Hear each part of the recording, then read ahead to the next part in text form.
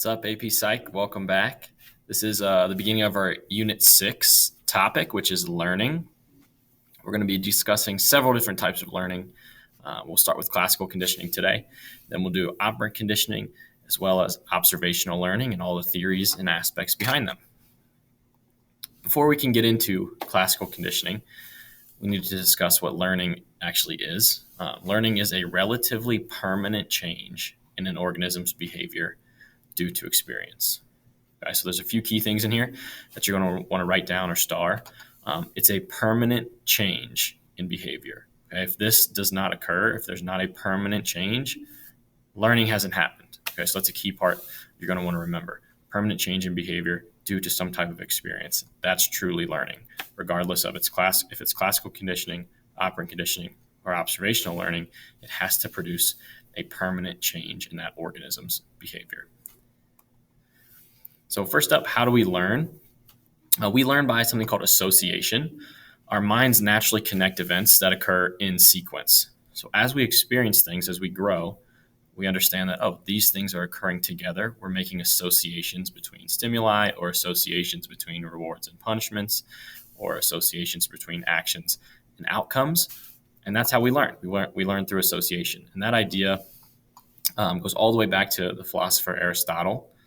He said, for the things we have to learn before we can do them, we learn by doing them, right? We learn through experience. We learn through associating things. And that same idea has evolved over time to philosophers like you probably heard of in government class or American history. John Locke reiterated this law through his idea of tabula rasa. You're a blank slate that must be written on with the chalk of experience, right? And as we experience things, we learn to associate different things together, and our behavior changes as a result. So in classical conditioning, it's an idea that originates from some old philosophical theories. However, it was a Russian physiologist named Ivan Pavlov who exposed classical conditioning to the world. So Pavlov wasn't actually a psychologist. He was, we said, a physiologist, and he was studying salivation in dogs, right? And he made a mistake in his experiment, or he noticed something in his experiment, I should say, that led him to further investigate how these dogs were actually making associations and learning. So in classical conditioning, learning occurs when a neutral stimulus comes to bring about a response after it is paired with a stimulus that naturally brings about a response. So you know how we just talked about association? In classical conditioning, you are associating a new stimuli with something that already naturally provokes a response from you. You learn to associate the two together so they're connected. We'll get into some examples to make that more clear. In Pavlov's experiment, like we said, he was not a psychologist. He was a physiologist trying to understand the digestive process in dogs. He eventually won a Nobel Prize for this research about classical conditioning. When he stumbled upon classical conditioning, like we said, his actual research was going awry because the dogs were salivating before the food was put in their mouths. So he was trying to study digestion and see when dogs would salivate and how that worked and how that led to digestion or helped with digestion. But what he noticed was that before these dogs even got the food, they started drooling, they started salivating. And so he wondered what was going on there and why there was a connection before the food was even in their mouths. So here is the breakdown of his experiment in classical conditioning terms. So before conditioning, you had the food, right, which was the unconditioned stimulus. And you had a response of salivation, right, which is your unconditioned response. So unconditioned meaning unlearned, right? Food naturally causes organisms, people, dogs, to start to salivate so that they can help process that food. And that salivation is an unconditioned response to the food. It's unlearned. It's what we do naturally. Right? So what Pavlov did, he introduced a bell or a tone, which was a neutral stimulus, right? It does not produce a response. So the first time he rang a bell, the dogs did nothing, right? It doesn't mean anything to them. So that's a neutral stimulus. During conditioning, however, this neutral stimulus, he paired it with the unconditioned stimulus, the food, right? And so he'd ring the bell, show the food, the dog would salivate. So now he's paired the neutral stimulus with the unconditioned stimulus, the food. And if you do that numerous times over and over and over, eventually you're going to condition whatever organism, in this case the dog, to salivate at the sound of the bell, the thing that originally didn't mean anything. But now that you've paired it with something that provokes an unconditioned response, this food, the dog now associates the bell with food and salivates. So after numerous pairings, ringing the bell, the conditioned stimulus, ringing the bell becomes the conditioned stimulus and causes the dog to salivate. So now, because of those numerous associations and pairing the food and the bell over and over again, you could ring the bell and the dog will salivate, and the food does not need to be present because there's been an association made. So now you have a neutral stimulus going to something called a conditioned stimulus because the dog is responding to it alone. So that real life example, you just saw one from Pavlov, right, and the dog and all the different parts. So here's a real life example for you. Every time someone flushes a toilet in your house, the shower becomes very hot and causes the person in the shower to jump back. So we're going to need to identify the different parts and pieces here. So maybe pause and take a second and think and see if you can organize them in the correct order. So let's go through this. Every time someone flushes the toilet in your house, the shower becomes very hot and causes the person in the shower to jump back. So what is the unconditioned, unlearned stimulus that originally causes a reaction in this? So you have very hot water, right? That's an unconditioned stimulus that you're going to naturally react to. And your natural reaction is the unconditioned response. You're going to jump back and get out of the way, right? The thing in this situation that didn't mean anything to you in the first place was a toilet flush. Okay? So that's the neutral stimulus. Flushing the toilet doesn't mean anything, right? There's no response. However, when you pair flushing the toilet with that rush of hot water and you jump back, if that happens enough times, you're all of a sudden going to start associating toilet flushes with getting out of the way of hot water, even if it's not there, right? Because you've learned to associate toilet flushing with hot water. And that's a real life example of classical conditioning. So a few things to remember in these situations. An unconditioned stimulus leads to an unconditioned response, always, right? So you have an unconditioned stimulus that leads to a natural response. Food is always going to lead to salivation, right? Hot water is always going to lead to you getting out of the way because it's too hot, right? Unconditioned is unlearned and untrained. It happens naturally. So if you see unconditioned, it's natural. Okay? Conditioned is something we've learned or trained. So the ringing of the bell to cause salivation, or the flushing of the toilet to get out of the way of the hot water. You've learned that behavior because of the association you've made.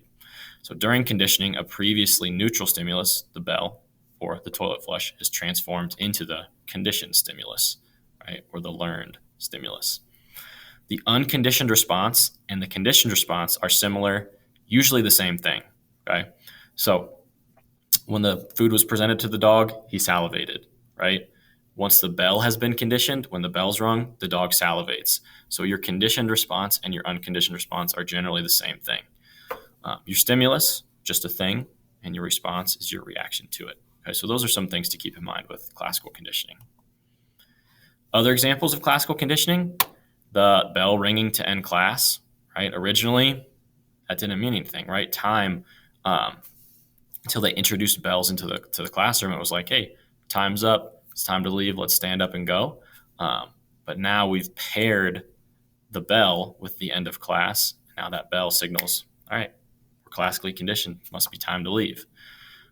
Advertising, using attractive people to sell products, right? You have these, the unconditioned stimulus here would be Michael Jordan, right? And most people have good, positive feelings about Michael Jordan and his sports ability. That's your unconditioned response. So they're trying to associate Gatorade with the positive feelings you have about Michael Jordan. And so you'll drink Gatorade, right? Anxiety when you hear the sounds of a dentist drill. If you've had problems or had pain at the dentist before, you might even start to have anxiety before you get there, or when they turn the drill on before they've actually used it, right? Because you've been conditioned in that sense. So those are some other examples of classical conditioning. I'm sure you could think of a few as well right now. Other terms to know for classical conditioning, there's something called acquisition. This is the initial stage in classical conditioning during which the association between the neutral stimulus and the UCS takes place. Okay, so that is the original time when the bell is rung and the food is presented. That is when acquisition begins to occur. You begin to associate the two things together. So the neutral stimulus needs to come before the unconditioned stimulus for conditioning to occur. Okay.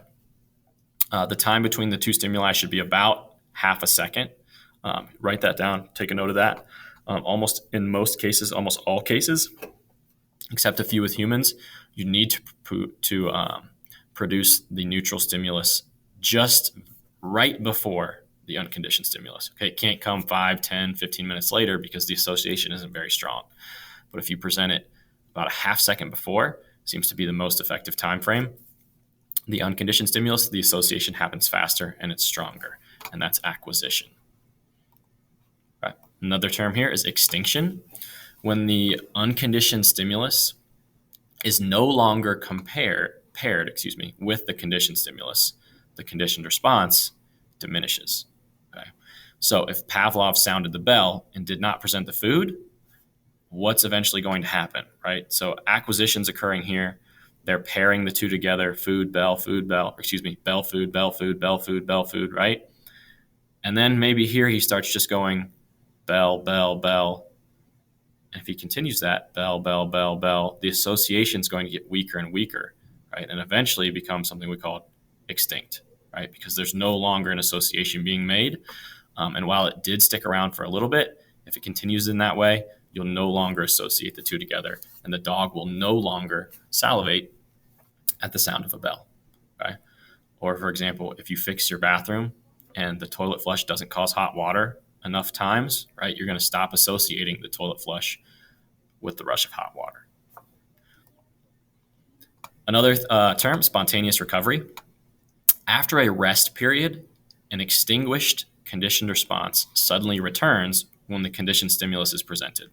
So this response will not continue unless the conditioned stimulus is again paired with the unconditioned stimulus. Okay, so this is an interesting concept in after you've been conditioned and then the behavior is extincted. It's no longer showing. There's no longer pairing the conditioned stimulus with the unconditioned stimulus. So it's gone, right? But there are cases when that conditioned stimulus is presented, like let's say a week later, Pavlov rings the bell again after extinction, and all of a sudden the dog starts salivating again. He's had this spontaneous recovery, right?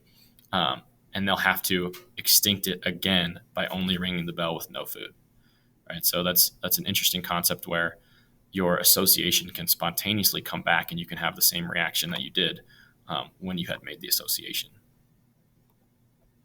A couple other things. Stimulus generalization. This is our tendency to respond to stimuli similar to the conditioned stimulus. Okay? It's called generalization. So we'll talk about in our next set of notes a baby called Little Albert who was conditioned to fear white rats by psychologists. And his fear of white rats spread to being afraid of furry white bunnies, even a fur coat. And he was even afraid of Santa Claus because of his furry white suit, big white beard. So he had generalized, or his fear, or his association, I should say, spread to other things that were similar to what he was afraid of. Okay? That's called generalization, when that association reaches out and spreads to similar stimuli. In opposition to that, you have stimulus discrimination. And discrimination is the learned ability to distinguish between a conditioned stimulus and other stimuli. So had little Albert not been afraid of those similar things, he would have been discriminating them, again, telling the difference between them. Or, for example, if you can tell the difference between Coca-Cola and Pepsi, you kind of have stimulus discrimination, right? So that pretty much wraps up our intro to classical conditioning. I know there's a lot of alphabet soup going on there with UCS, UCR, CS, NS, all these terms. So take some time, go back, look at those examples, maybe create your own example, and we'll do a bunch of examples in class to help with that. And let me know if you need anything or if you have any questions.